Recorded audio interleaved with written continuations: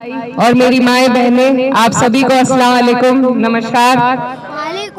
आज पहले मैं आप सभी का दिल की गहराइयों से शुक्रिया अदा करना चाहती हूँ कि आप इस प्रचार में हमें सुनने के लिए हमारे बीच आए। आपका बहुत बहुत शुक्रिया। और ये जो चुनाव है आपका, आप जानते हैं उसी मकसद के लिए हम आपके बीच में आए हैं, क्योंकि ये चुनाव सिर्फ महाराष्ट्र का चुनाव नहीं है, ये चुनाव पूरे देश का चुनाव है और इस चुनाव पे पूरे देश की नजर है।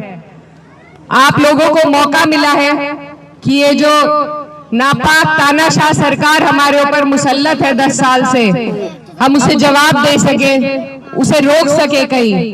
क्योंकि अगर हमने ऐसा ना किया तो आप देख रहे हैं रोज रोज ये किस तरीके से हम लोगों को चिन्हित कर करके हम पर अत्याचार कर रहे हैं, जेल भेजने का काम किया जा रहा है। हमारी पार्टी के, मैं समाजवादी पार्टी से आती हूँ, उत्तर प्रदेश से आती हूँ, और मुझे जो जानकारी हुई है कि यहाँ पर भी आप लोग जितने यहाँ मौजूद हैं, आपकी कर्म भूमि महाराष्ट्र है लेकिन आपकी जड़ें उत्तर प्रदेश में है अभी भी।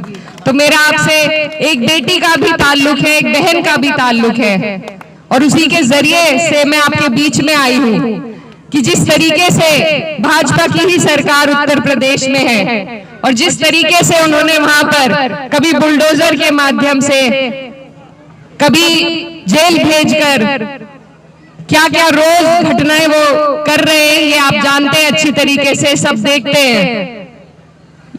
ये लोग हमें आपस में लड़ाना जानते हैं और लड़ाकर ही ये जीतते हैं हमेशा।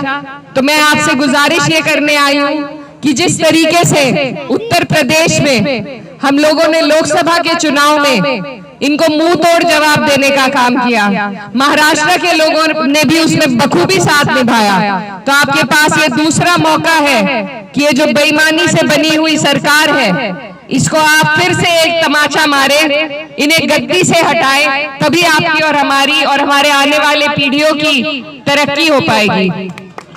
ये जो सरकार है, आप ये मत समझिए कि ये सिर्फ यही के राज्य पे हमें परेशान करेगी।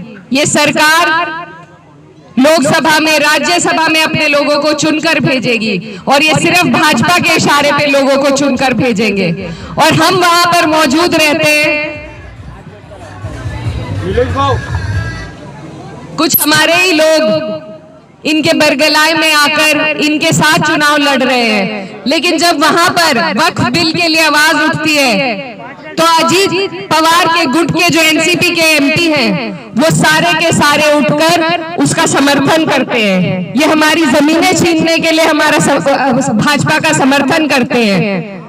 एकनाथ शिंदे के जो एमपी हैं वो उठकर वक्फ बिल के समर्थन में खड़े होते हैं, और वो ही लोग फिर आपके बीच में आकर वोट मांगने का काम कर रहे हैं। तो मुझे आप लोगों से यही उम्मीद है कि आप लोग उन्हें करारा जवाब देकर यहाँ से नकार कर भेजेंगे, क्योंकि अगर हमने नहीं किया ऐसा तो हमारे बच्चे और जो भाई पूरे मुल्क में जितने भी लोग आपकी तरफ देख रहे हैं, उन्हें क्या जवाब देंगे हम? वक्फ की अगर लड़ाई लड़ने का आपको मौका मिलेगा तो इससे अच्छा मौका नहीं मिलेगा। ये जो लोग भाजपा के साथ मिलकर यहाँ पर आकर अब आप लोगों को बहलाने की, फुसलाने की बातें कर रहे हैं, आपको ये याद रखना है कि आज सवाल आपके वजूद का है, आपके आने वाले मुस्तकबिल का है। और अगर हम सिर्फ कुछ लालची लोगों की बातों में आकर भाजपा का समर्थन करते हैं तो कल को हम अपने बच्चों को मुंह दिखाने लायक नहीं रहेंगे। इसीलिए आप लोगों से मेरी गुजारिश है कि अपने हाथों से अपने बच्चों के वजूद को खत्म ना करें। जो लोग भाजपा के साथ हैं उनका साथ ना दें, क्योंकि ये विचारधारा की लड़ाई है। जिन लोगों को आपकी टोपी, आपकी दाढ़ी, आपकी मस्जिद हजम नहीं होती, उन्हें आपको हजम नहीं करना है। ये देश सबका है, हिंदू का है, मुसलमान का है, और हर उस हिंदू का है और हर उस मुसलमान का है जो एक दूसरे को भाई समझकर आगे चलेगा। लेकिन अगर इस देश की खूबसूरती को कोई खत्म करने का काम करेगा तो उनको जवाब देने का अगर हमारे पास कोई वक्त आएगा तो सिर्फ और सिर्फ आपके वोट के माध्यम से आप उन्हें जवाब दे सकते हैं। इस बीच ऐसे लोगों के बहलाई में ना आए जो सिर्फ अपने निजी मफाद के लिए आज भाजपा के साथ हाथ मिला लिया है जिन्होंने, ऐसे लोग हमारी कौम पर, हमारे ऊपर धब्बा है, क्योंकि हम लोगों ने सर तक कटाए अपने मुल्क की आजादी के लिए। हम यहाँ सिर्फ पैदाइशी नहीं है, हम बाय चॉइस है यहाँ पर। आज वही लोग हमें काटने वालों के साथ, हमें बांटने वालों के साथ अगर बीच हाथ मिला रहे हैं तो उन्हें मुंह तोड़ जवाब अगर आप दे सकते हैं सिर्फ अपने वोट के माध्यम से, तो ये लड़ाई सिर्फ आपके अणुशक्ति नगर की नहीं है, सिर्फ महाराष्ट्र की नहीं है, ये पूरे देश की लड़ाई है और पूरे देश में आपके वजूद की लड़ाई है। आज हमारे साथ महाविकास अघाड़ी खड़ी है, इंडिया गठबंधन खड़ा है। ये जो गठबंधन बना है ये भाईचारे को बनाने के लिए ही बना है। अगर आज हमने इस गठबंधन का साथ नहीं दिया तो कल को कोई हमारे लिए खड़ा होने की हिम्मत नहीं करेगा।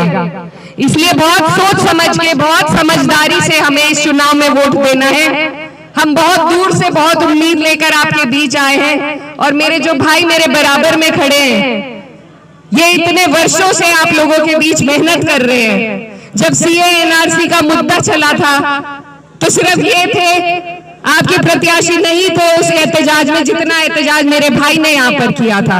आपके हर मुद्दे पर ये आवाज उठाएंगे और जैसा बताया गया कि इन्होंने अपनी शुरुआत बिल्कुल जमीन से करी है, आप लोगों के बीच से करी है।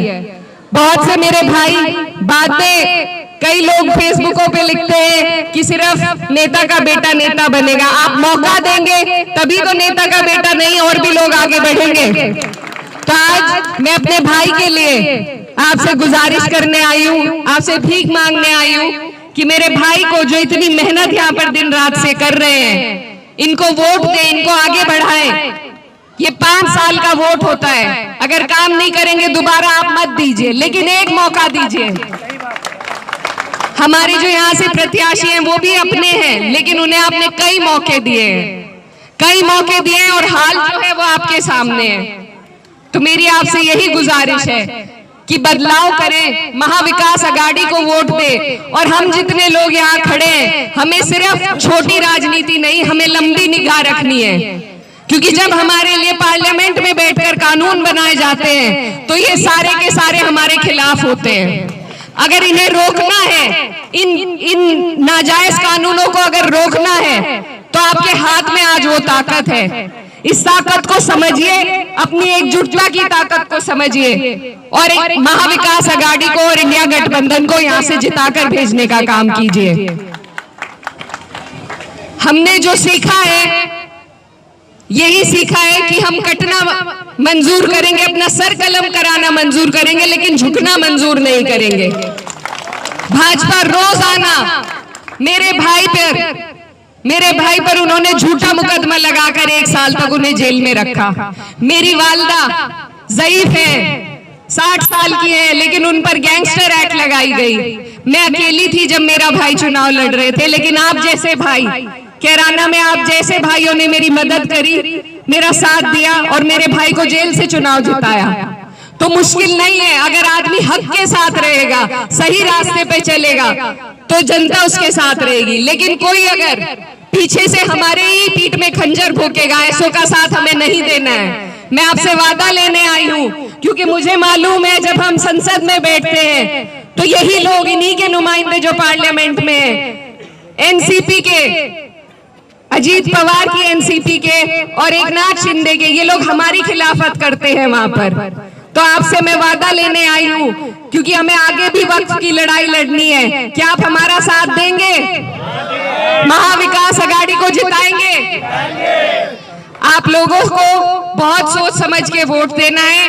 प्रचार का वक्त भी कम रहता है, अब 2-4 दिन का ही वक्त बाकी है। आप लोग भी कोशिश करें, हमें सरकार बदलनी है। ये बेईमानी से, खरीद फरोख्त से बनी हुई सरकार है। आपने पहले भी इनके लिए वोट नहीं किया था, तो इस बार और चौकन्ने होकर आपको वोट देना है, ज्यादा से ज्यादा प्रत्याशी जिताने हैं, तभी हम ये चुनाव जीत पाएंगे। और जाने से पहले आपके सामने एक शेर अर्ज करना चाहूंगी कि हुजूम देख के रास्ता नहीं बदलते हम, हुजूम देख के रास्ता नहीं बदलते हम, किसी के डर से तकाजा नहीं बदलते हम।